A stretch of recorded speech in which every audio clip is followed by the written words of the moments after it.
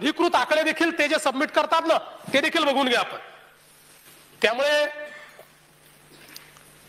केंद्र व राज्य शासनाचे सर्व अधिकारी कर्मचारी निमशासकीय संस्थांचे अधिकारी आता 6व्या वेतन आयोगानंतर 7वां सोडून द्या 6व्या वेतन आयोगानंतर 25,000 रुपये महिन्याच्या कमी कोणाचंच पेमेंट नाही आहे। 25,000 रुपये महिन्याच्या कमी।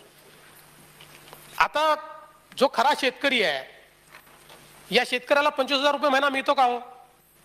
त्यामुळे हे जे आहे म्हणजे लोएस्ट ग्रेडचा देखील जो आहे त्याचे 25,000 रुपये अशी परिस्थिती आहे। त्यानंतर निवृत्ती वेतन धारक आपण असा म्हटलेला आहे की 15,000पेक्षा ज्याचं निवृत्ती वेतन जास्त आहे। आता 15,000 रुपये म्हणजे आपण जर विचार केला एक शेतकरी जो केवळ शेतीवर अवलंबून आहे त्याचा विचार करा बरं। त्याला निवृत्ती वेतन नाही, त्याला महिन्याला वेतन नाही, त्याला काहीच नाही आहे।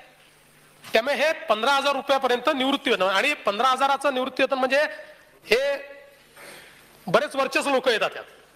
त्यानंतर आपण वेगवेगळ्या ज्या सहकारी संस्था आहेत त्याचे अध्यक्ष घेतलेले आहेत, सदस्य नाही घेतलेले। 3 लाखापेक्षा जास्त ढोबळ उत्पन्न असलेली सेवा कर भरण्यासाठी नोंदणीकृत व्यक्ती आणि 10 लाखापेक्षा जास्त उलाढाल असलेली आणि वॅट किंवा आता जीएसटी भरण्याकरता पात्र व्यक्ती म्हणजे पांठेलेवाला नाही येत यात, छोटा दुकानदार नाही येत यात।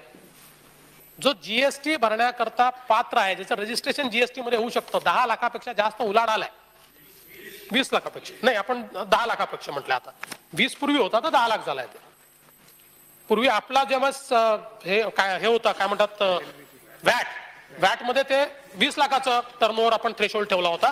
आता देशामध्ये 10 लाख ठेवलाय। मग काहीतरी चुकलं असेल माझं, मी सांगतो परत सुधारून सांगतो काही चुकलं असेल तर। त्याच्यानंतर बस एवढ्याच कॅटेगरी आहे। आता मला सांगा मग सगळे तुम्हाला म्हणणं शेतकरी सगळे आमदार खासदार आहेत, सगळे शेतकरी 3 लाखाच्या वर पैसा कमवणार आहेत। मग मला असं वाटतं बरोबर आहे तुम्ही कोल्हापूरचे आहात,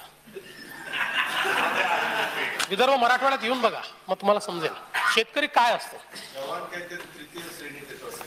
जवानांच्या संदर्भात आपण एक वेगळा निर्णय करू शकतो, त्याच्या संदर्भात अनेकांनी मागणी केली आहे, जरूर त्याचा विचार आपण करू जवानांच्या संदर्भात। त्याच्यानंतर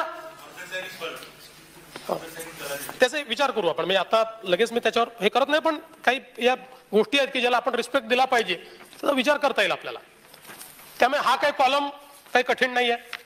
त्यानंतरचा कॉलम काय आहे तर आपण कुठल्या कॅटेगरीत येतो नुसतं टिक करायचं आहे, म्हणजे 1.5 लाखाच्या कॅटेगरीत येतो की 1.5 लाखापेक्षा जास्त असून 1.5 लाखाची कर्जमाफी म्हणजे ओटीएसच्या कॅटेगरीत येतो की आपण प्रोत्साहन योजनेमध्ये येतो म्हणजे वेळेवर भरलेला आहे त्या योजनेमध्ये येतो की 15-16चा आता पुनर्गठित। आता त्याचा मी निर्णय जाहीर केलेलाच आहे त्यामुळे फक्त ती कॅटेगरीज असणार आहे, तेवढं टिक मार्क त्याला करायचं आहे। त्यानंतर संपर्काचा मोबाईल क्रमांक, अर्जदाराचं नाव, स्वाक्षरी किंवा अंगठा, संपला विषय।